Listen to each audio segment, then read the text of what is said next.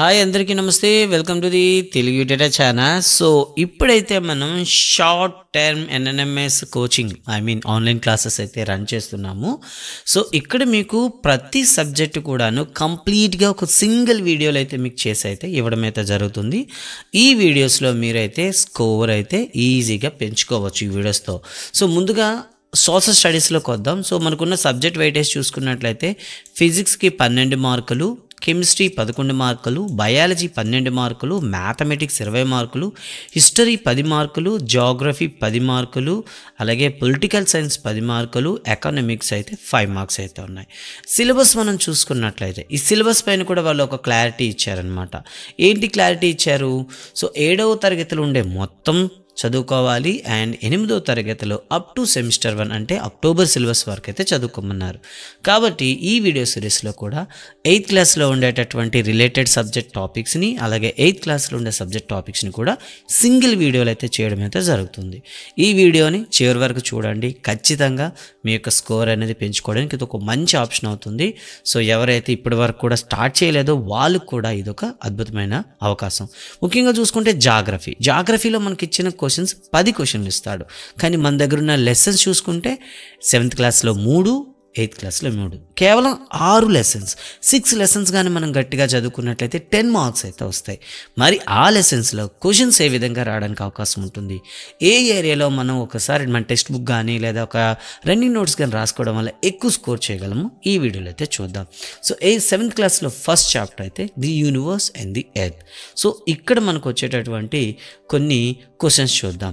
ఇక్కడ మనకు వచ్చే క్వశ్చన్స్లో స్టార్టింగ్లో అయితే మనకి ఇమేజెస్ మిస్ నేమ్ రాదు. ఇక్కడ ఒక ఫ్లో చార్ట్ అయితే ఇవ్వడం జరిగింది. ఈ ఫ్లో చార్ట్ పైన ఒక క్వశ్చన్ రావడానికి అవకాశం ఉంటుంది. చూడండి ఒకసారి.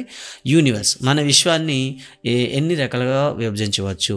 సో చూడండి, the universe, solar system, environment, factor of pollution and disaster. ఇవి ఈ టెక్స్ట్ బుక్లో మనం చదివేటటువంటి టాపిక్స్ అనమాట.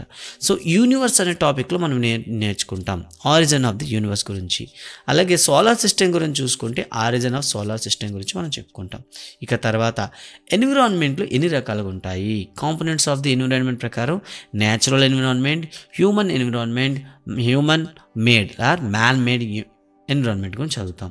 అదేవిధంగా న్యాచురల్గా ఉండేటటువంటి మనకుండే ఎన్విరాన్మెంట్ అబ్జర్వ్ చేసేటప్పుడు ఇక్కడ లివింగ్ అండ్ నాన్ లివింగ్ అని 2 రకాలు చెప్తాం.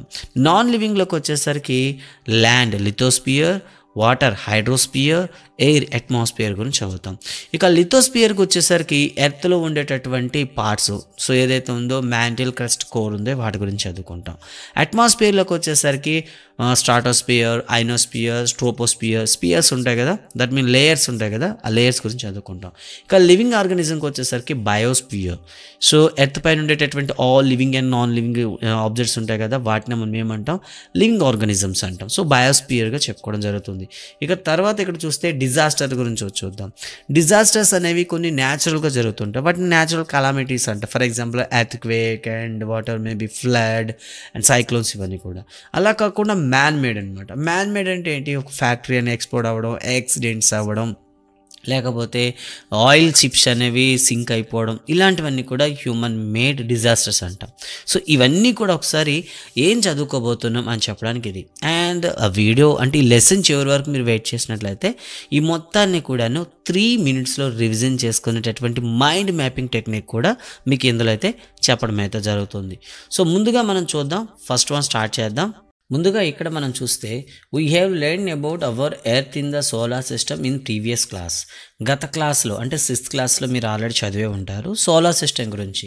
Recall the planets in the solar system. So మీరు సోలార్ సిస్టంలో ఉండే 8 ప్లానెట్స్ని రిమెంబర్ చేసుకోండి అని ఇచ్చాడనమాట. సో ఇక్కడ ఎగ్జామ్ పాయింట్ ఆఫ్ వ్యూలో మనకేం లేదు. ఇక యూనివర్స్లోకి వద్దాం.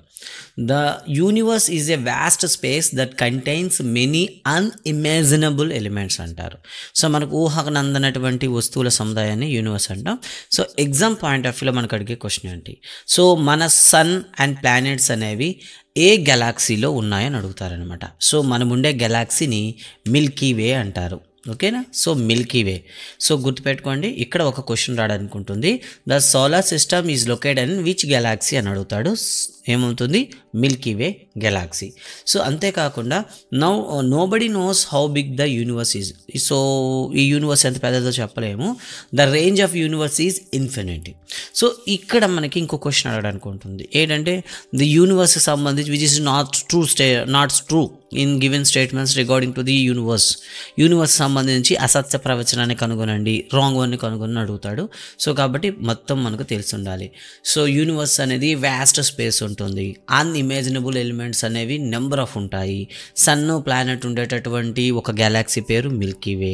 సో దీని రేంజ్ అనేది ఇప్పుడు కూడా ఇన్ఫినిటీగా ఉంటుందని చెప్తారనమాట. సో కొన్ని మిలియన్స్ స్టార్స్ అనే ఒక గ్రూప్గా ఉంటాయి. ఆ గ్రూప్నే మనం ఏమని పిలుస్తాం, గెలాక్సీ అని పిలుస్తాం.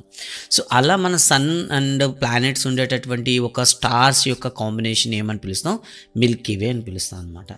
The science that study the universe is called astronomy అని పిలుస్తారనమాట. చూసండి, ఆస్ట్రానమీ. సో ఆస్ట్రానమీ అంటే అర్థం ఏంటి, సో యూనివర్స్ని స్టడీ చేసేది ఆస్ట్రానమీ అంటారు. దీన్ని రష్యన్ లాంగ్వేజ్లో ఏమంటారంటే కాస్మాలజీ అని పిలుస్తారు. ఓకేనా. సో కాస్మాలజీ అనేది రష్యన్ లాంగ్వేజ్ అయితే ఆస్ట్రానమీ అనేది ఇంగ్లీష్ లాంగ్వేజ్ అనమాట. ఓకేనా. సో కాబట్టి ఇక్కడ మనకు ఒక అనాలజీలో ఒక క్వశ్చన్ అడగడానికి ఉంటుంది మెంటల్ ఎబిలిటీలో. సో ఏమని ఇస్తాడు, అమెరికా ఆస్ట్రానమీ, రష్యా డాష్ అని ఇస్తాడు అనమాట. అమెరికాలో ఆస్ట్రానమీ అంటాము, అదే రష్యాలో అయితే ఏమని పిలుస్తాం, కాస్మాలజీ అని పిలుస్తాం. లేదా ఇలా కూడా అడుగుతాడు. So English astronomy, Russia dash అని అంటాడు, కాస్మాలజీ. సో ఇది మెంటల్ ఎబిలిటీలో కూడా మీకు ఇది వర్డ్ ఎనాలజీలో రావడానికి అవకాశం ఉంటుంది. ఓకేనా. So astronomy is an English language. Scientific research in astronomy began with the Italian astronomer named Galileo. So ఈ ఆస్ట్రానమీ ఏదైతే ఉందో స్పేస్ని రీసెర్చ్ చేయడము, లేకపోతే అక్కడ ఉండేటటువంటి యూనివర్స్లో ఉండేటటువంటి పార్టికల్స్ని రీసెర్చ్ చేయడం అనేది మొట్టమొదటిగా స్టార్ట్ చేసింది ఎవరంటే ఒక Italian astronomer named Galileo. So సింపుల్గా చూడండి, గెలీలియో ఏ కంట్రీకి చెందినవాడు, Italian. So who started the first observation of the universe, విశ్వాన్ని పరిశీలించే మొట్టమొదటి పరిశీలన ఎవరితో స్టార్ట్ అయిందని అడుగుతారు. చాలామంది అయితే ఉన్నారు, so many persons are there, but the text బుక్లో ఏమి ఇచ్చారు, గెలీలియో నుండి స్టార్ట్ చేసామని చెప్తాం. ఎందుకంటే he invented the first device telescope. దూరంగా ఉండే వస్తువుల్ని దగ్గరగా చూసేటటువంటి టెలిస్కోప్ని మొట్టమొదటి కనుగొంది Galileo. When Galileo first looked at the sky through this instrument, he saw many wonders unknown to him. Many astronomers have been searching about the universe since the time of Galileo. So తన ఆకాశంలోకి వీటి ద్వారా చూడడం వల్ల so ఏముంది, number of objects కనిపించాయి అనమాట. So వాటికి ఏమని పేరు పెట్టాలని తనైతే రీసెర్చ్ చేశాడు.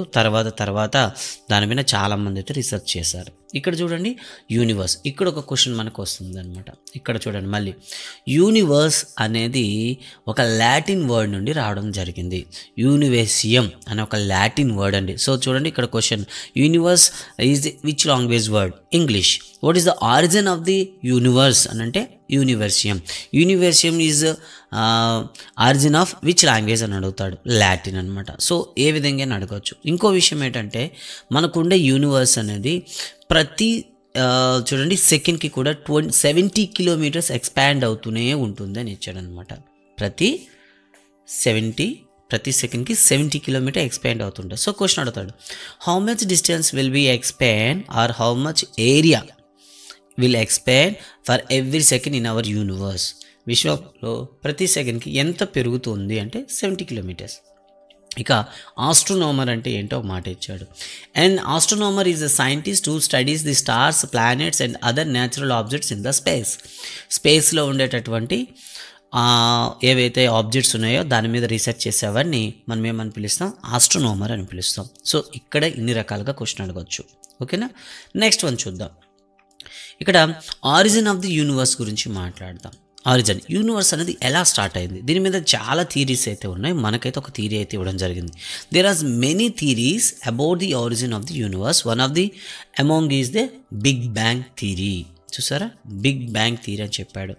The big bang theory was first proposed by Belgian astronomer named Georges లైమెటర్.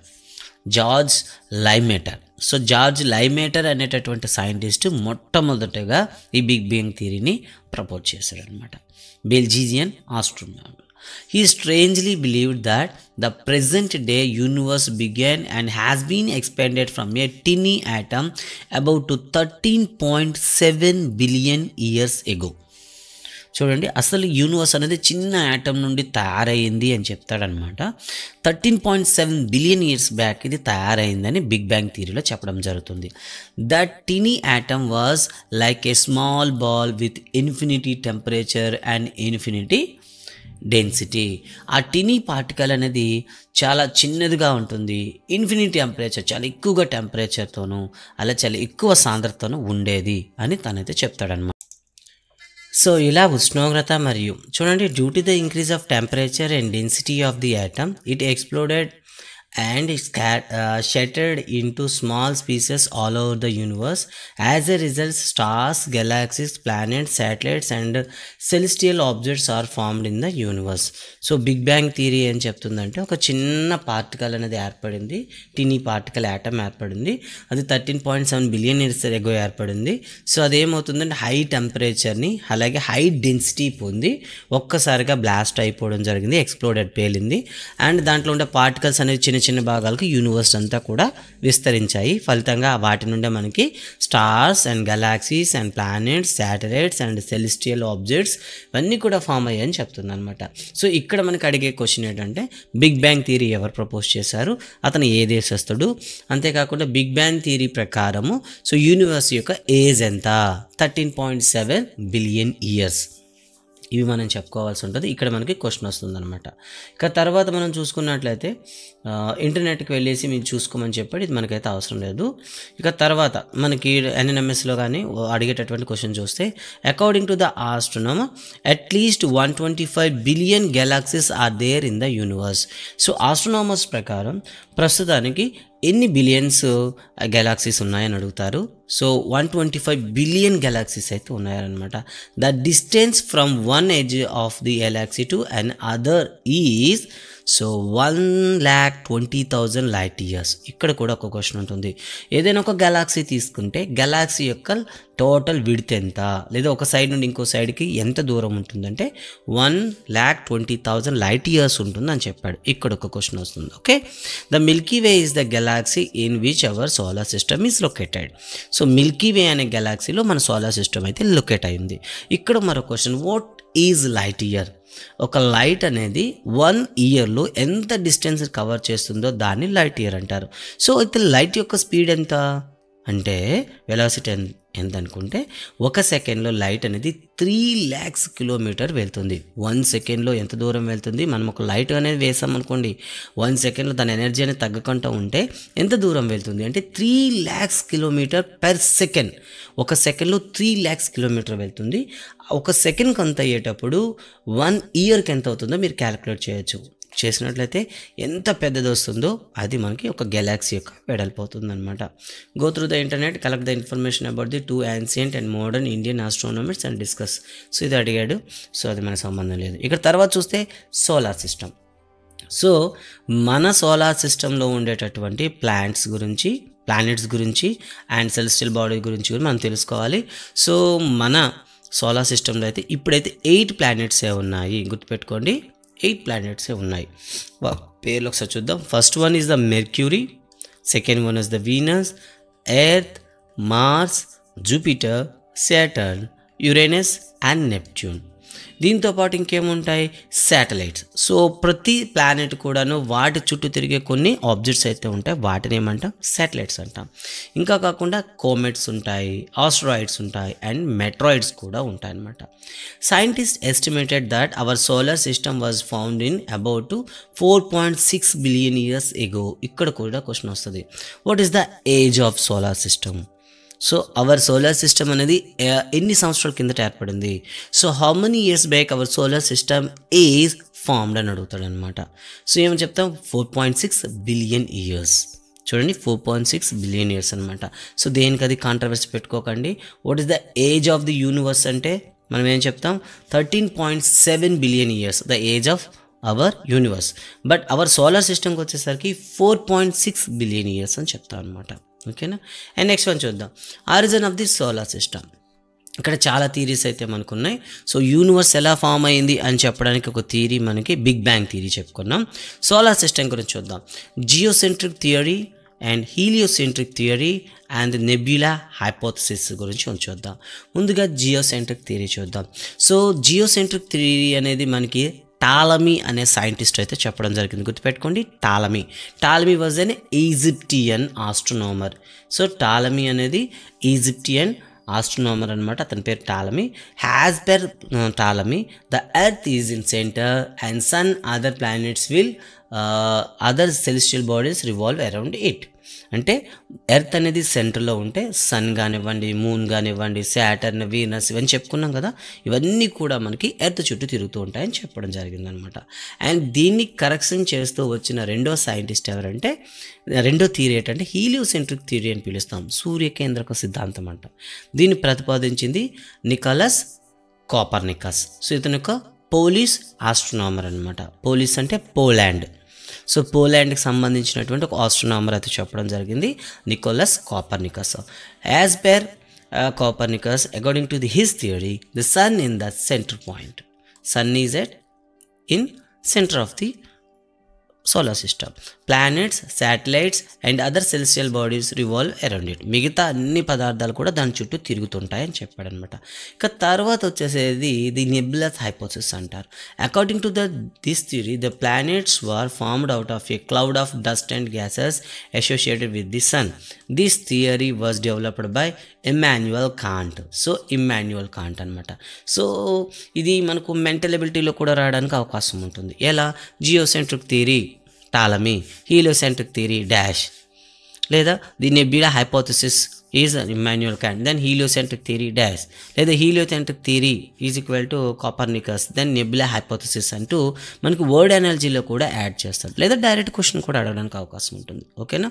So in which theory, according to the which theory the sun is placed in the center of the solar system అంటే heliocentric theory అని పిలుస్తాం, heliocentric theory అంటాం. So కాబట్టి గుర్తుపెట్టుకోండి, ఈ theories పైన కూడా ఒక క్వశ్చన్ రావడానికి అవకాశం అయితే మనకి ఉంటుందన్నమాట. ఇక తర్వాత చూద్దాం. తర్వాత మనకి ఎర్త్ గురించి అయితే ఇవ్వడం జరిగింది. Earth is the only planet in the solar system that is capable to supporting life as we know it. So మనకున్న సోలార్ సిస్టంలో లైఫ్, ఓకేనా, ప్రాణం ఉండడానికి అవకాశం ఉండే ఏకైక గ్రహం ఎర్త్ అనమాట. So it has the right temperature because it neither too close to sun nor far for it. ఇక్కడ రైట్ టెంపరేచర్ అనేది ఉండడం వల్ల అన్ని లివింగ్ ఆర్గానిజం అనేవి సర్వైవ్ అవుతున్నాయి. ఎందుకంటే it's not neither or closer nor far, దగ్గరగా లేదు అలానే దూరంగా లేదు. The living things survive in the earth. So what do you observe in your surrounding? We can observe people, trees, animals, mountains, roads, buildings etcetera. Living together, let's learn more about the environment that contains all of them. So దీని గురించి ఇంకా తెలుసుకుందామని చెప్పాడు. Environment అండి. Environment అంటే ఏమిటి? So environment is a natural system that works with all living and non-living things including plants, animals, microorganisms in area. ఏదైనా ఒక ప్రదేశంలో తీసుకుంటే ఎన్విరాన్మెంట్ని ఎలా డిఫైన్ చేస్తాము? It is a natural system, సహజ సిద్ధంగా ఏర్పడింది. And it consist of non living things and living things. So living things ఉంటాయి, నాన్ లివింగ్ థింగ్స్ ఉంటాయి, at the same time micro organisms ఉంటాయి. మొత్తాన్ని కలిపి మనం ఏమంటే ఎన్విరాన్మెంట్ అంటాం. It is a combination of both the natural and man made components.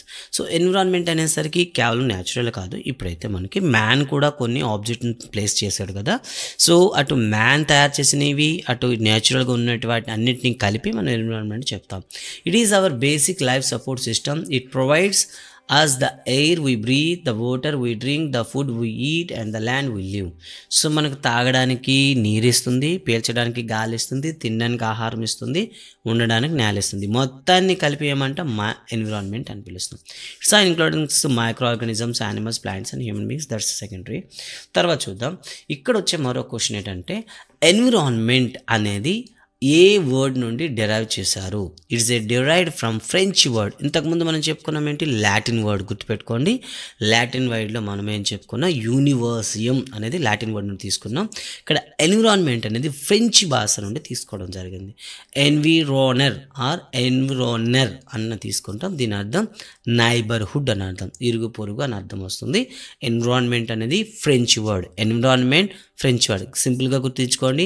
Environment ఈతో start అవుతుంది, ఇది ఎఫ్ నుండి రావడం జరిగింది, సో ఫ్రెంచ్. సో దీని అర్థం ఏంటి, నైబర్హుడ్ అని అర్థం. సో అంతేకాకుండా ప్రతి ఇయర్ కూడా మనం ఎన్విరాన్మెంట్ డే అని జరుపుకుంటాం. సో జూన్ 5th మనం ప్రపంచ పర్యావరణ దినోత్సవంగా జరుపుకుంటాం, వరల్డ్ ఎన్విరాన్మెంట్ డే జరుపుతుందాం. సో కాబట్టి ఇక్కడ 2 క్వశ్చన్స్ రావడానికి అవకాశం ఉంటుంది. What is the origin of the environment? And second one, when did we celebrate the World Environment Day? So June 5 అండి. ఇక్కడ 2 క్వశ్చన్స్ రావడానికి అవకాశం అయితే ఉంటుంది, రిమెంబర్ ఇట్. కానీ మనం నెక్స్ట్ వన్ చూసుకున్నట్లయితే కాంపోనెంట్స్ ఆఫ్ ది ఎన్విరాన్మెంట్ గురించి అయితే ఇవ్వడం జరిగింది. ఇక్కడ మొత్తం ఇంతకుముందు మనం చెప్పుకున్నాం కదా, న్యాచురల్ ఉంటాయి, మ్యాన్ మేడ్ ఉంటాయి, హ్యూమన్ అని ఉంటాయి. సో న్యాచురల్ అనేసరికి ఆల్రెడీ లొకేట్ అయి ఉంటాయి. For example land, air, water. So ఇవన్నీ కూడా ఉంటాయి. ఇందులో కూడా మనకు న్యాచురల్, మనకు లివింగ్ ఉంటాయి, నాన్ లివింగ్ అండ్ లివింగ్. లివింగ్లోకి వచ్చేసరికి యానిమల్, ప్లాంట్స్, ఇన్సెక్ట్స్, బర్డ్స్ అనేవి ఉంటాయి. ఇక తర్వాత మ్యాన్ మేడ్కి వచ్చేసరికి మనిషి తయారు చేసినవి. సో రోడ్డులు కానీ, బిల్డింగ్స్ కానీ, ఫ్యాక్టరీస్ కానీ, అలాగే ఏవైనా కట్టడాలు కానివ్వండి, రోడ్స్ కానీ, ఇవన్నీ కూడా మనిషి తయారు చేసినటువంటి ఏమంటాం మనం, థింగ్స్ అని పిలుస్తాం. ఇక హ్యూమన్, సో మనిషే ఏమవుతాడు మనకి, ఒక ఎన్విరాన్మెంట్ కింద చెప్తాం. Individual, family, community, religion, educational, economic and political, ఇలా మనకి హ్యూమన్ బీయింగ్స్ అనేవి ఉంటారు కదా, వీళ్ళందరినీ కలిపి మనం హ్యూమన్ ఎన్విరాన్మెంట్ అని కూడా పిలుస్తాం. ఇప్పుడు ఒక్కొక్క దాని గురించి చూద్దాం. ముందుగా న్యాచురల్ ఎన్విరాన్మెంట్ గురించి చూద్దాం. ఇంతకుముందు మనం చెప్పుకున్నట్టే న్యాచురల్ ఎన్విరాన్మెంట్లో మనకు 2 రకాలుగా ఉంటాయి, లివింగ్ అండ్ నాన్ లివింగ్ ఉంటాయి. నాన్ లివింగ్కి వచ్చేసరికి ల్యాండ్, వాటర్, ఎయిర్ అని మనం చెప్తాము. లివింగ్ ఆర్గానిజంకి వచ్చేసరికి మనకి ప్లాంట్స్ అండ్ యానిమల్స్ గురించి చెప్తాం. సో గుర్తుపెట్టుకోండి, ఎన్విరాన్మెంట్, న్యాచురల్ ఎన్విరాన్మెంట్ అనేది మళ్ళీ 2గా మనం క్లాసిఫై చేస్తాం. అయితే ఇక తర్వాత నాన్ లివింగ్కి వచ్చేసరికి ఏముంటాయి, ల్యాండ్ అనేది లిథోస్పియర్ గాను, వాటర్ అనేది హైడ్రోస్పియర్ గాను, ఎయిర్ అనేది అట్మాస్ఫియర్ గాను మనం చెప్తాము. అండ్ యానిమల్స్ ఏవైతే ఉంటాయో వాటిని బయోస్పియర్గా చెప్తాం అనమాట. So let us learn few more facts about these natural elements in the environment అని చెప్తే ఇవ్వడం జరిగింది. ఇక్కడ చూద్దాం. న్యాచురల్ ఎన్విరాన్మెంట్లో ఫస్ట్ వన్ లిథోస్పియర్ అంటాం కదా. లిథో అంటే ఏంటి? లిథోస్పియర్ అంటే మన భూమిపైన ఉండేటటువంటి మౌంటైన్స్ కానీ, హిల్స్ కానీ, ప్లాట్యూస్ కానీ, ప్లెయిన్స్ కానీ, వ్యాలీస్ కానీ, డిజర్ట్స్ కానీ, అంటే ల్యాండ్ ఫార్మ్స్ అని చెప్తాం సాధారణంగా. సో ఏముంటాయి, ప్లెయిన్స్ ఉంటాయి, మైదానాలు ఉంటాయి, ప్లాట్యూస్ ఉంటాయి, పీఠభూములు ఉంటాయి, హిల్స్ ఉంటాయి, కొండలు ఉంటాయి, మౌంటైన్స్ ఉంటాయి, పర్వతాలు ఉంటాయి, వ్యాలీస్ ఉంటాయి, లోయలు ఉంటాయి, డిజర్ట్స్ అంటాం, ఎడార్లు ఉంటాయి. ఇవన్నీ కూడా ల్యాండ్ ఫార్మ్స్ అనమాట. ఈ ల్యాండ్ ఫార్మ్స్ అన్నింటినీ కలిపి మనం ఏమని పిలుస్తాం, లిథోస్పియర్ అంటాం. ఇక హైడ్రోస్పియర్, సో ఎర్త్ పైన ఉండేటటువంటి అన్ని వాటర్ సోర్సెస్ని కలిపి మనం సింపుల్గా హైడ్రోస్పియర్ అంటాం. సో ఫస్ట్ వన్ ఓషన్స్ చెప్తాం, సీస్ చెప్తాం, రివర్స్, లేక్స్, పాండ్స్ అని చెప్తాం. And also frozen water at the poles దగ్గర ఉండేటటువంటి గడ్డ కట్టేసినటువంటి మంచుని కూడా. ఇక అట్మాస్ఫియర్ అంటాం. సో ఎర్త్ చుట్టూ ఉండేటటువంటి ఎయిర్ అనేది మనం అట్మాస్ఫియర్గా చెప్తాము. ఇందులో మనకి ఒక్కొక్క రీజన్లో ఒక్కోలా బిహేవ్ చేస్తుంది. సో ద బిహేవియర్, సో అక్కడ ఉండే అట్మాస్ఫియర్ యొక్క లేయర్స్ యొక్క బిహేవియర్ని బట్టి దాన్ని మనం కొన్ని లేయర్స్గా డివైడ్ చేస్తాం. అందులో మొదటిది ట్రోపోస్పియర్, స్ట్రాటోస్పియర్, మిసోస్పియర్, థెర్మోస్పియర్ అండ్ ఎగ్జోస్పియర్గా మనకి 5 లేయర్స్ అయితే ఇచ్చారు. ఇక బయోస్పియర్ చూస్తే human, birds, insects, planets, animals, ఇవన్నీ కూడా all living things on the earth is called come under biosphere అని చెప్తాం. ఇక తర్వాత చూద్దాం. ఇక్కడ కొన్ని క్లాసిఫై చేయమని ఇవ్వడం జరిగింది. ఇక మనం థింక్ అండ్ రెస్పాండ్ దగ్గర కూడా ఒక క్వశ్చన్ అయితే అడిగాడు, దాన్ని అయితే మనం తీసేయచ్చు. ఇక మనకి క్వశ్చన్ లిథోస్పియర్ గురించి ఒకసారి వద్దామండి. లిథోస్పియర్ అంటే ఏమిటి? The solid part of the earth is called lithosphere. So భూమి మీద ఉండేటటువంటి సాలిడ్ పార్ట్ ఏదైతే ఉందో అదంతా కూడా లిథోస్పియర్ వస్తుంది. It's made of rocks, minerals and covered with a tiny layer of soil. ఇది మొత్తం కూడా రాళ్ళతోనూ, మినరల్తోనూ, అలాగే చిన్న చిన్న ఇసుక కణాలతో ఉండే పొరతో కప్పబడి ఉంటుంది. It is an irregular surface with various land forms such as mountains, plateaus, plains, valleys, deltas, deserts. So ఇది different type of irregular surface అనమాట. అంతా ఒకలా ఉండగా రకరకాల భూస్వరూపాలను కలిగి ఉంటుంది. ఓకే, మౌంటైన్స్ అవ్వచ్చు, ప్లాట్యూస్ అవ్వచ్చు, ప్లెయిన్స్, వ్యాలీస్, డెల్టాస్ అని చెప్తాం. డెల్టా అంటే ఏంటి? సో డెల్టా అంటే ఎప్పుడైనా ఒక రివర్ అనేది, ఓకేనా, ఒక రివర్ అనేది ఫ్లో అవుతూ సీలో యాడ్ అయ్యేటప్పుడు ముందుగా ఏమవుతుంది, డైరెక్ట్గా కాకుండా రెండుగా డివైడ్ అయిపోతుంది. రెండు అంత డివైడ్ అవుతుంది. ఆ మధ్యలో ఉండే ల్యాండ్నే ఏమని పిలుస్తాం మనం? డెల్టా అని పిలుస్తాం అనమాట. ఓకేనా, right. So these landforms are divided into 3 types: first order, second order and the third order. ఇక్కడ ఒక క్వశ్చన్ రావడానికి మనకు అవకాశం ఉంటుంది. ఆర్డర్స్ ఏంటి ఒకసారి చూద్దాం. చూసే ముందు ఇక్కడ లిథోస్పియర్ అనేది ఏ ఆరిజన్ నుండి పుట్టుకొచ్చింది? లిథోస్పియర్ అయితే గ్రీక్ అండి. గ్రీక్ వర్డ్ నుండి రావడం జరిగింది. లిథో అనే వర్డ్ నుండి అయితే రావడం జరిగింది. Litho means stone or rock, sphaera means sphere or ball. చూసారు కదా, లిథోస్పియర్ అనే ఒక ఇంగ్లీష్ వర్డ్కి ఆరిజిన్ వచ్చేసి Greek word litho and sphaira. Litho అంటే రాయి లేదా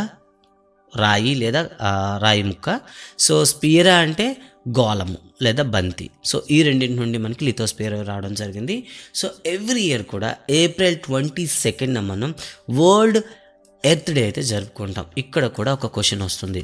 so when did we celebrate world earth day అని అంటే సింపుల్గా చెప్పవచ్చు April 22nd అనమాట. ఇక్కడ క్వశ్చన్ రావడానికి అవకాశం ఉంటుంది. దీన్ని నోట్ చేసుకోండి మీరు. ఇక తర్వాత మనకి ఎగ్జామ్లో అడిగేటటువంటి ఏరియాకి వస్తే రెండోది లేయర్స్ అండి. సో ఇంటీరియర్ ఆఫ్ ది ఎర్త్లోకి వచ్చేసరికి మనం 3 లేయర్స్గా చెప్తాం. ఫర్ ఎగ్జాంపుల్ ఎగ్ని మనం కట్ చేస్తే ఎలా డిఫరెంట్ షేప్స్ అయితే వస్తాయో లోపల, బాయిల్ చేసిన ఎగ్ని కానీ కట్ చేసామనుకోండి, సో బయట మీకు పెంకు వస్తుంది, పెంకు లోపల మీకు వైట్ వస్తుంది, లోపల మీకు ఎల్లో వస్తుంది. ఇలా మీకు ఎన్ని లేయర్స్ వస్తాయి? మీకు ఎగ్లో అయితే 3 లేయర్స్ అయితే కనిపిస్తాయి. సో అలాగే మనకి ఎర్త్లో కూడా మనకి ముఖ్యంగా 3 పార్ట్స్గా లేయర్స్గా మనమైతే డివైడ్ చేస్తాం. అయితే దేన్ని బేస్ చేసుకొని డివైడ్ చేస్తాము?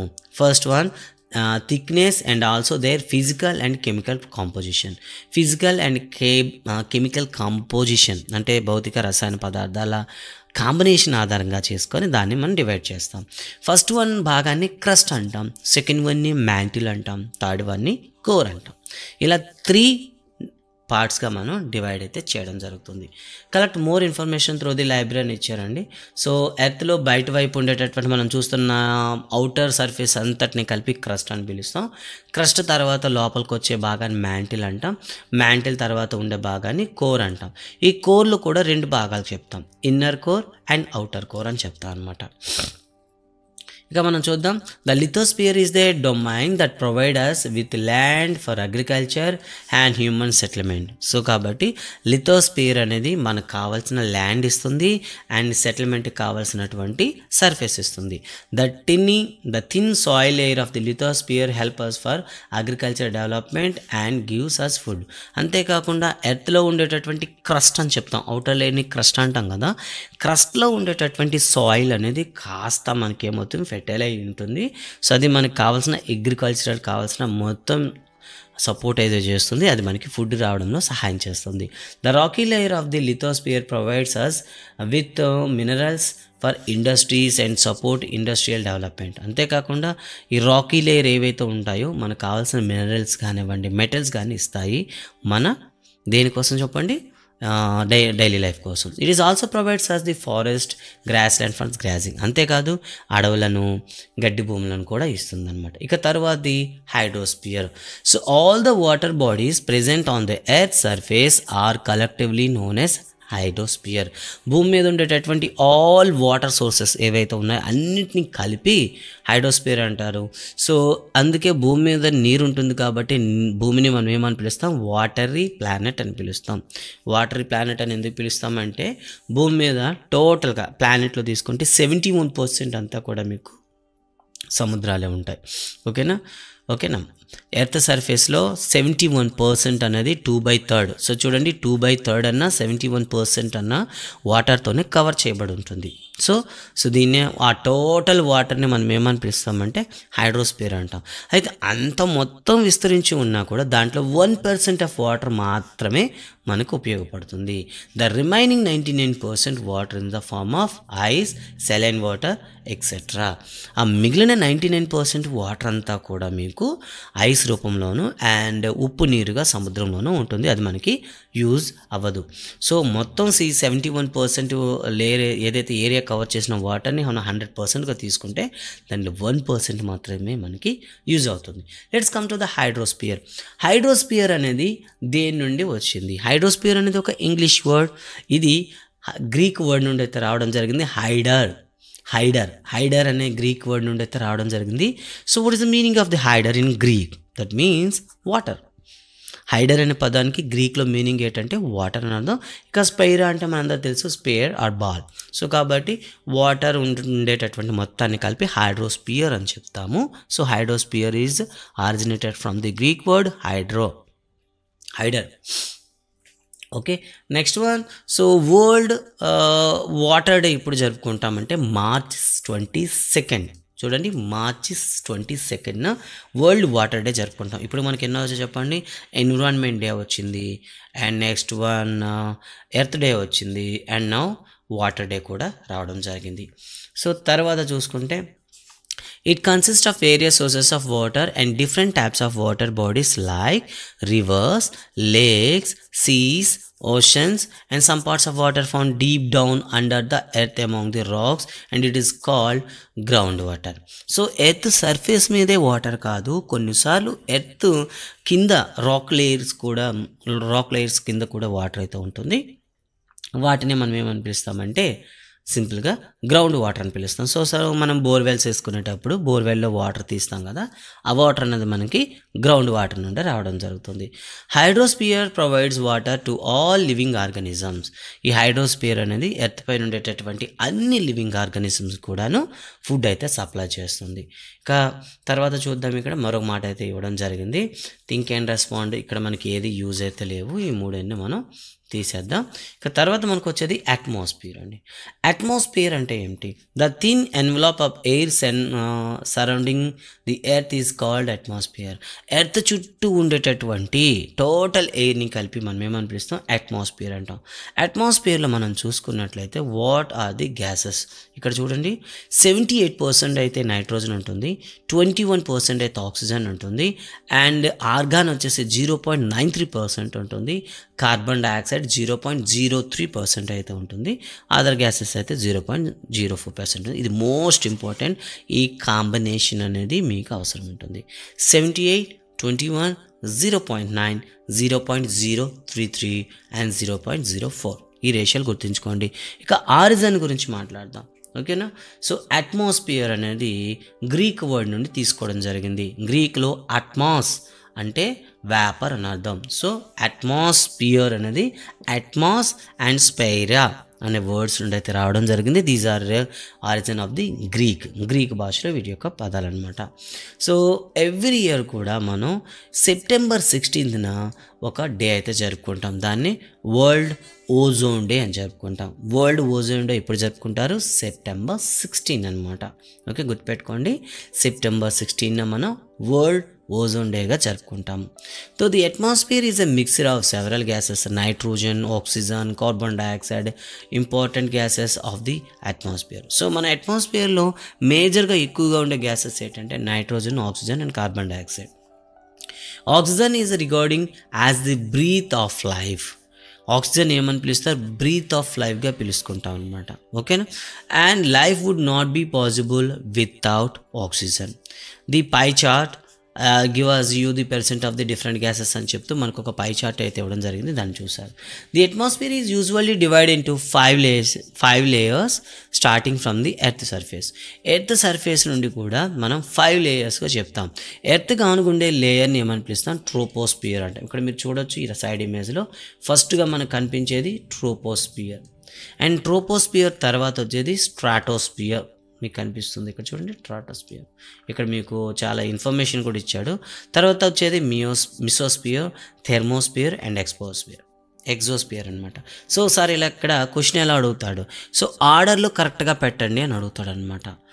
ఆర్డర్లో కరెక్ట్గా పెట్టమని ఈ లేయర్స్ అయితే మనకి ఇస్తాడు, మీరు కరెక్ట్గా పెట్టుకోవాల్సి వస్తుందన్నమాట. ఓకేనా. తర్వాత చూద్దాం. The atmosphere provides oxygen, that is a breath of life, for all animals including human beings. Carbon dioxide for plants. అంతేకాకుండా హ్యూమన్ బీయింగ్స్కి, యానిమల్స్కి కావాల్సిన ఆక్సిజన్ ఇస్తాయి, అట్ ద అట్మాస్ఫియర్ ఇస్తుంది. At the same time carbon dioxide for plants. So మొక్కలకి కావాల్సిన carbon dioxide కూడాను atmosphere supply చేస్తుంది. Carbon dioxide helps the plants in the photosynthetic process. అంటే మొక్కలు తమంతట తమ ఆహారాన్ని తయారు చేసుకుంటే ఈ ప్రాసెస్ని మనం ఏమని పిలుస్తాం, ఫోటోసింథటిక్ ప్రాసెస్ అని పిలుస్తాం, సింపుల్గా ఫోటోసింథసిస్ అని పిలుస్తాం. సో దీంట్లో మనకి కార్బన్ డైఆక్సైడ్ అనేది రిక్వైర్మెంట్ ఉంటుంది కాబట్టి ప్లాంట్స్ అనేవి ఇస్తాయన్నమాట.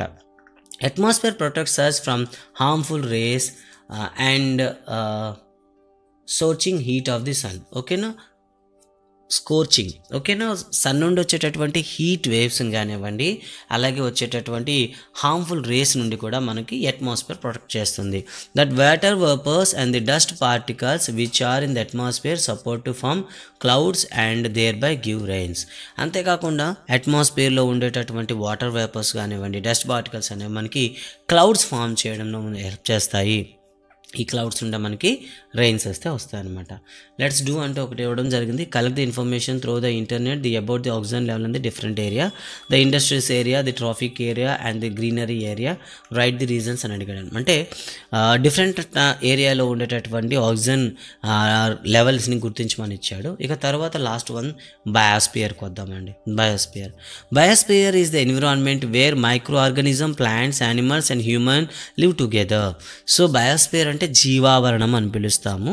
భూమి మీద ఉండేటటువంటి నివసించేటటువంటి సూక్ష్మజీవులు, ప్లాంట్స్ చెట్లు, యానిమల్స్ జంతువులు, హ్యూమన్ టు లైవ్ టుగెదర్ మనుషులు ఎవరైతే కలిసి జీవిస్తారో అందరినీ కూడా కలిస్తే దీన్ని బయోస్పియర్ అని పిలుస్తాం. It is the zone of the earth where land, water and air interact each other. Biosphere అనేది ఒక జోన్ అనమాట. ఇక్కడ మిగతా మూడు కూడాను ఒకదాని ఒకటి ఇంటరాక్ట్ అయ్యేటటువంటి ప్లేస్ అనమాట, గుర్తుపెట్టుకోండి. సో మనకి లిథోస్పియర్ చెప్పాము, అలాగే హైడ్రోస్పియర్ చెప్పాము, అలాగే ఏదైతే మనం చెప్పామో అట్మాస్ఫియర్ చెప్పాము. ఈ మూడు కూడా ఒకే దగ్గర ఇంటరాక్ట్ అయ్యే ప్లేస్ ఏదైనా ఉందంటే అదే బయోస్పియర్ అని చెప్తాం అనమాట. సో బయోస్పియర్కి సంబంధించి ఆరిజిన్ గురించి చూద్దాం. సో బయోస్పియర్ కూడా బయోస్ అని ఒక గ్రీక్ వర్డ్ నుండి రావడం జరిగింది. That means life. What is the meaning of bias? Means life. Spare అంటే మనం తెలిసిందే స్పేర్ అండ్ బాల్, టోటల్గా బయోస్పియర్ అని చెప్తాం అనమాట. ఓకేనండి. సో ఇక్కడ మనకి మూడు రకాల చెప్పడం జరిగింది. నెక్స్ట్ వన్ చూస్తే ఇవన్నీ కూడా మనకి natural environment. Now let's come for the human environment. Our surroundings which is formed with human beings are called human environment. మన చుట్టుపక్కల మొత్తం చూస్తే ఇక్కడ కూడా మనుషులే కనిపిస్తారు. సో కన్సిస్ట్ ఆఫ్ ఇండివిజువల్లీ, వ్యక్తిగతంగా కావచ్చు, కుటుంబాల పరంగా కావచ్చు, సమాజం పరంగా కావచ్చు, మతం పరంగా కావచ్చు, విద్యాపరంగా కావచ్చు, ఆర్థిక పరమైన అంశాల పరంగా కావచ్చు, రాజకీయ పరిస్థితులు బట్టి కావచ్చు. సో మనిషి అనేవాడు ఇంకో మనిషిని అర్థం చేసుకోవాల్సి వస్తుంది. ఇలా అన్ని రకాల మనుషుల్ని కలిపి మనం ఏమంటాం? హ్యూమన్ ఎన్విరాన్మెంట్ అంటాం. Historically after the settled of life was form, human being started depending one another. So చరిత్ర ప్రకారం కూడాను ఎప్పుడైతే మానవుడు స్థిరపడడం మొదలుపెట్టాడో అప్పుడు ఒకరి మీద ఒకరు ఆధారపడడం మొదలుపెట్టాడు. So it's resulted the established of human environment. ఇది హ్యూమన్ ఎన్విరాన్మెంట్ స్టార్ట్ చేయడానికి సహాయం చేసింది. Last one human made environment. Human made environment ఏంటి? సో హ్యూమన్ బీయింగ్ అనేవి చాలా రకాలటువంటి వస్తువులను తయారు చేయడం అయితే జరిగిందనమాట, నిర్మించడం అయితే జరిగిందనమాట. ఇలా నిర్మించినటువంటి మొత్తం ప్రదేశాన్ని కలిపి human made environment. It's consist of buildings, factories, parks, roads, bridges, project, monuments etcetera. ఇవన్నీ కూడా మనిషి తయారు చేసినవి కాబట్టి వీటిని హ్యూమన్ మేడ్ ఎన్విరాన్మెంట్ అని చెప్పుకుంటాం. Early human adapted themselves to the natural surroundings. They led a simple life and fulfilled they needs using the natural around them. So ప్రారంభంలో అయితే మనిషి ప్రకృతితో పాటు కలిసి ఉండేవాడు. సో దీనివల్ల తనకు కావాల్సిన అవసరాలను కూడాను తన చుట్టూ ఉన్న ప్రకృతి నుండే సంపాదించుకునేవాడు.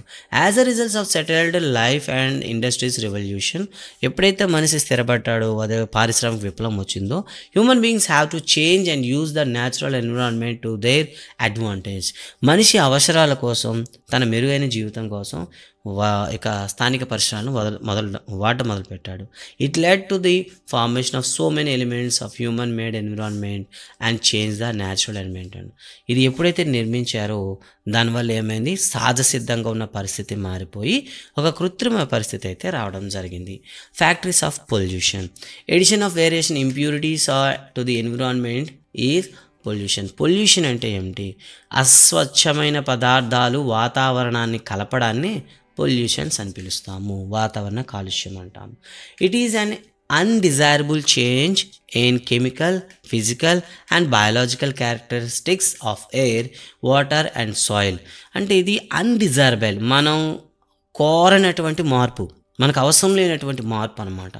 ఈ మార్పు వల్ల రసాయనికంగా, భౌతికంగా, జీవపరమైనటువంటి ఏమైనా వస్తాయంటే వాటికి ఆటంకాలు కలుగుతాయి. కాబట్టి ఈ 3 అంశాల ద్వారా ఈ మార్పును మనం కోరుకోము. Pollution causes health problems to all the living beings. అంతేకాదు ఈ పొల్యూషన్ అనేది జీవించి ఉండేటటువంటి జీవులకు చాలా హాని కలిగిస్తుంది. సో ఫ్యాక్టర్స్ గురించి మాట్లాడుకుందాం. ఎయిర్ పొల్యూషన్కి కారకాల గురించి.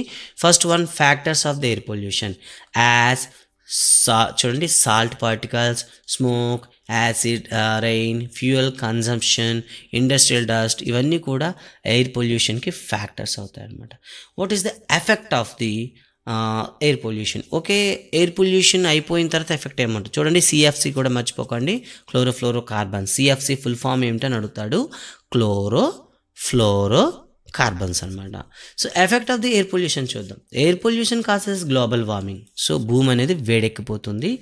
చేంజెస్ ఇన్ క్లైమేట్ కండిషన్, వాతావరణంలో మార్పు వస్తుంది. యాసిడ్ రైన్స్ పడతాయి. డిక్లైనింగ్ ఫామ్ ల్యాండ్, సో ఏమవుతుంది, ఫామ్ అంటే వ్యవసాయ భూమి అనేది తగ్గిపోతుంది. Extinction of animal species and respiratory health problem, అంతేకాకుండా జంతువులు మరియు జాతుల సంఖ్య తగ్గిపోవడం మరియు వాటి యొక్క శ్వాస వ్యవస్థలో ఇబ్బందులను ఏర్పడతాయి. మరి ప్రివెంట్ ఆఫ్ ఎయిర్ పొల్యూషన్, మరి ఎయిర్ పొల్యూషన్ని మనం తగ్గించడం ఎలాగా? So there are various air pollution control technologies and land use planning strategies available to reduce the air pollution. So దీనికి చాలా పద్ధతులు అయితే ఉన్నాయి. మీ టీచర్ని అడిగి కనుక్కోమని చెప్పాడనమాట. ఓకేనా. ఫస్ట్ వన్ రీఫారెస్టేషన్ అంటాం, మనకి మొక్కలు పెంచడం. నెక్స్ట్ వన్ వాటర్ పొల్యూషన్ చూద్దాం. Any physical, biological are chemical change in water quality that adversely affected living organism can be considered as a water pollution. అంటే నీటి యొక్క భౌతిక, జీవ, రసాయన లో ఉండేటటువంటి ప్యూరిటీ అంటాం, స్వచ్ఛతను ఇబ్బంది పెట్టేటటువంటి మార్పు ఏదైనా జరిగితే దాన్ని నీటి కాలుష్యం అని పిలుస్తాం అనమాట. సో నీటి కాలుష్యం అనేది జరిగినట్లయితే ఏమవుతుంది? సో నీటిలో జీవించేటటువంటి జీవరాశులకి ఆటంకం ఏర్పడుతుంది. చూద్దాం ఒకసారి. ఓకే, సో ఇక్కడ మనకి నీటి కాలుష్యం వల్ల కలిగే నష్టాల గురించి ఒకసారి మాట్లాడదాం.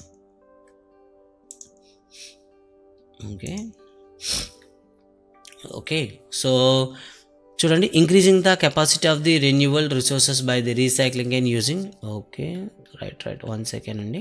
ఇక్కడ మనకి causes of the water pollution ఇచ్చారు. Industrial effluents have a wide variety of organics and inorganic pollutant except paper, pulp mills and dyeings textile industries అనమాట. ఓకేనా. పేపర్, కర్రగుజ్జు, అదేవిధంగా కర్రగుజ్జు ఫ్యాక్టరీలోను, అదేవిధంగా రంగుల తయారీ పరిశ్రమలో కూడాను చాలా ఎక్కువగా వ్యర్థాలు విడుదలవుతుంటాయి. The fertilizers and the chemical industries also problem of water pollution. This is a serious environment issue. అంతేకాకుండా ఎరువుల తయారీ కర్మాగారాల్లో కూడా ఈ ప్రాబ్లం అయితే ఉంటుందన్నమాట. ఇక చూద్దాం. Ways to conserve nature resources like air and water. మరి ఎయిర్ అండ్ వాటర్ని మనం ప్రొటెక్ట్ చేసుకునేటటువంటి ఏదైనా వేస్ ఉన్నాయా చూద్దాం. ఇక్కడ increase the capacity of the renewal resources by recycling and reusing. So మనం తయారు చేసిన అంటే మన కుటుంబం మనకి ఎక్కడైతే మనకి వ్యర్థాలు అనేవి ఉత్పత్తి అవుతుంటాయో సో అన్నిటి కాంపోనెంట్స్ ఏవైతే ప్రొడక్ట్ అవుతుంటాయో వాటిని ఏం చేయాలి, రీసైక్లింగ్ చేసుకొని వాటి యొక్క కెపాసిటీ పెంచాలి. Planting of more and more plants to save our forest resources, మొక్కల్ని ఎక్కువగా పాతడం. Seeking alternative to non renewable resources ఏవైతే ఉన్నాయో వాటికి ప్రత్యామ్నాయంగా, ఇప్పుడు మనకి పెట్రోల్ అనేది నాన్ రెన్యూబుల్ రిసోర్స్ అనమాట, దీని ప్లేస్లో మనకి ఏమొచ్చింది, రెన్యూబుల్ రిసోర్స్ వచ్చింది. For example electric bikes. So ఇలా మనం ఏం చేయాలి, సో వాటి యొక్క యూజ్ని ఆల్టర్నేట్ చేసుకోవాలి. By increasing the use of biogas and the biofuel. Biogas అనేది తక్కువ పొల్యూషన్ ఇస్తుంది, అలాగే బయోఫ్యూయల్స్ అనేవి కూడా తక్కువ పొల్యూషన్ ఇస్తాయి, కాబట్టి వాటిని యూజ్ చేయాలి. Avoid the dumping of industrial wastage in the river bodies. అంతేకాకుండా ఫ్యాక్టరీస్ నుండి వచ్చేటప్పుడు వేస్ట్ మెటీరియల్స్ ఏదైతే ఉన్నాయో, ఇండస్ట్రియల్ వేస్టెస్ ఉన్నాయో, we not allowed to dump in the reverse. వాటిని నదుల్లో కలపడానికి మనం అనుమతి ఇవ్వకూడదు. It is a measure to protect the rich marine life. ఎంతో విలువైనటువంటి జంతుజాలాన్ని కాపాడేటటువంటి, అంటే జంతుజాలం అంటే ఇక్కడ ఏంటి, నదుల్లోనూ సముద్రాల్లో ఉండేటువంటి జీవుల్ని కాపాడుకునేటటువంటి ఒక లక్షణం అనమాట. ఓకేనా. ఆప్టిమల్ యూజ్ ఆఫ్ వాటర్, అవసరమైతే తప్ప ఎక్కువగా వ్యర్థం చేయకుండా నీటిని వాడాలి. ఇక తర్వాత లాస్ట్ వన్ చూద్దాం, డిజాస్టర్ అంటే విపత్తు అని పిలుస్తాం. Disaster is a serious disruption that occurs in a short or long term, causing extensive human, physical, economical and environmental damage that exceeds the ability of the affected community to use its own resources. అంటే డిజాస్టర్ని మనం ఏం చేస్తాము, ఒక సోర్స్ని use చేసుకునేటటువంటి లక్షణాన్ని చెడగొట్టేటటువంటి ఒక అంశంగా చెప్పాడనమాట. Disaster is a serious disruption that occurs in the short or long term. అంటే ఒక ప్రమాదకరమైన పరిస్థితి, నాశనం చేసే ఒక ప్రమాద పరిస్థితి, ఇది తక్కువ కాలంలో జరగవచ్చు, దీర్ఘకాలంలో జరగవచ్చు. Causes extension human, physical, economical and environmental damage. అంటే అత్యంత భయంకరమైనటువంటి మానవ నష్టం కానీ, భౌతిక నష్టం కానీ, ఆర్థిక నష్టం కానీ, లేదా పర్యావరణానికి కానీ నష్టం కలిగించవచ్చు. సో ఈ విధంగా మనకు డిజాస్టర్ చెప్పారు. డిజాస్టర్స్ కూడా మనం రెండు రకాలు చెప్పుకున్నాం ఇంతకుముందు, natural disasters and man made disaster. Natural disasters అంటే ప్రకృతి సిద్ధంగా వచ్చేటువంటి ఎన్విరాన్మెంట్ చేంజెస్ వల్ల వచ్చేవి అని అర్థం అనమాట. A natural disaster is a natural process of phenomena that may causes loss of life, injury and other health impacts, property damage, loss of livelihood and service, social and economical disturbance of the environment damage అంటాం. So for example ఇది short పీరియడ్లో ఉండొచ్చు, long పీరియడ్లో ఉండొచ్చు. Short పీరియడ్లో వచ్చేదానికి example earthquake అని చెప్తాం, లాంగ్ పీరియడ్లో వచ్చేదానికి చెప్తాం డ్రాట్ అని చెప్తాం, కరువు అని చెప్తాం. In a situation of prolonged shortage of water supply, whether surface water or ground water. So ఎక్కువ కాలంగా వర్షాలు పడకపోవడం వల్ల ఏమవుతుంది, గ్రౌండ్ వాటర్ కూడా తగ్గిపోతుంది. దీన్నే మనం ఏమంటాం, ఒక లాంగ్ పీరియడ్ డిజాస్టర్ చెప్తాం. ఇంకా మ్యాన్ మేడ్ డిజాస్టర్ చూద్దాం. These are the consequences of technological and human hazards. మానవుడు చేసేటటువంటి సాంకేతిక పొరపాట్ల వల్ల జరిగేటటువంటి ఒక డిజాస్టర్ అనమాట. సో దీన్ని కాపాడుకోవడానికి ఏం చేయాలి, ప్రిపేర్ రెడీనెస్ అని చెప్తాం. ఓకేనా. సో ప్రిపేర్ రెడీనెస్, ఎప్పుడు సిద్ధంగా ఉండాలి. Safety tips can be prevent injuries and make the difference in emergency. So అత్యవసర పరిస్థితుల్లో మనకి తప్పించుకోవడానికి, ప్రాణాలను కాపాడుకోవడానికి మనకి ఏముండాలి, సేఫ్టీ టిప్స్ అనేది తెలుసుకొని ఉండాలి. Having information about disaster, having a plan to move to safer area in a emergency. So ఎమర్జెన్సీలో మనకి సేఫ్ ప్లేస్లో వెళ్ళడానికి కావాల్సినటువంటి నాలెడ్జ్ ఇది కూడా, ఇన్ఫర్మేషన్ కూడా ఉండాలి. Having emergency kits in hand, emergency kit అనేది చేతిలో ఉండాలి. Avoiding unnecessary damage and moving to a safe area in your home in the event of an accident cause less loss of life. So మనకి damage అనేది జరగకముందే prevent చేసుకునేటట్లుగా మనకి knowledge అయితే ఉండాలి. So దీనివల్ల లైఫ్ లాస్ అనేది జరగకుండా తక్కువ ఫార్మాలిటీస్ జరిగేటట్లు మనం జాగ్రత్త పడనివ్వడం జరిగింది. ఫ్లడ్ అనేది కూడా మనకి ఏమవుతుంది, ఒక న్యాచురల్ డిజాస్టర్ అవుతుంది, ఎర్త్క్వేక్ వస్తుంది, ఇవన్నీ కూడా మనకైతే ఇవ్వడం అయితే జరిగింది. తర్వాత డిజాస్టర్ మేనేజ్మెంట్ ఏంటి అంటే ఒకసారి చూద్దాం. ఇక్కడ కూడా ఒక క్వశ్చన్ రావడానికి అవకాశం ఉంటుంది. Disaster management is the continuous and comprehensive process of planning, managing and implementing necessary or useful measure to prevent any disaster, risk or threat. ఏదైనా సరే ఒక ప్రకృతి విపత్తి జరిగినప్పుడు మనల్ని మనం కాపాడుకోవడం కోసం మనం చేసేటటువంటి ముందస్తు జాగ్రత్తల్ని మనం డిజాస్టర్ మేనేజ్మెంట్ అని చెప్తాం. Mitigating disaster severity and consequence, being prepared for any disaster, capacity building, responding quickly to unforeseen disaster, estimating the severity and magnitude of the disaster is called disaster management. అంటే ఏదైనా ఒక disaster జరుగుతున్నప్పుడు నష్టాన్ని తగ్గించడానికి, అసలు నష్టం జరగకుండా ఉండడానికి మనం ముందస్తుగా జాగ్రత్త పడాలి. సో అలా జాగ్రత్త పడినట్లయితే మనం ఏమవుతాం, డిజాస్టర్ మేనేజ్మెంట్ చేస్తున్నట్టు అని అర్థం అనమాట.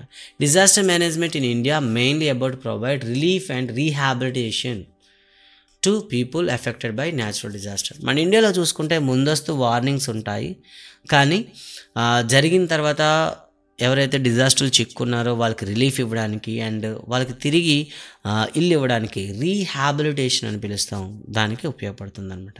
లాస్ట్ వన్ మనకి 10th ప్లాన్ అని ఇవ్వడం జరిగింది. The first time disaster management was defined A development issue in the 5 years plan. So disaster management గురించి మన 5 years ప్లాన్లో ఎప్పుడు ఇంట్రడ్యూస్ చేశారు అంటే 10th 5 years ప్లాన్లో ఇంట్రడ్యూస్ చేశారు. In the 10th plan policy guidelines for disaster controlling, operational guidelines, specific development plans are suggested. 10th 5 years ప్లాన్లో మాత్రమే ఈ డిజాస్టర్ మేనేజ్మెంట్కి సంబంధించినటువంటి సజెషన్స్ కానివ్వండి అండ్ గైడ్లైన్స్ కానీ ఇవ్వడం అయితే జరిగింది. A perfect balance between the natural and human environment is essential. We must learn to use our environment properly and live harmoniously. So మనకి ఏముండాలంటే ప్రతిసారి కూడా ఎన్విరాన్మెంట్కి సంబంధించి ఒక నాలెడ్జ్ అయితే ఉండాలి అండ్ వాటిని యూజ్ఫుల్గా యూజ్ చేసేటట్లయితే మన లక్షణాన్ని కలిగి ఉండాలని ఇవ్వడం అయితే జరిగింది. సో గైస్ ఇది లెసన్ అయితే. ఇక తర్వాత పాఠం మనకు చూద్దాం ఫారెస్ట్ అండి. సో ఈ ఫారెస్ట్లో మనకి ఏ విధంగా ఉంటుందని చూద్దాం.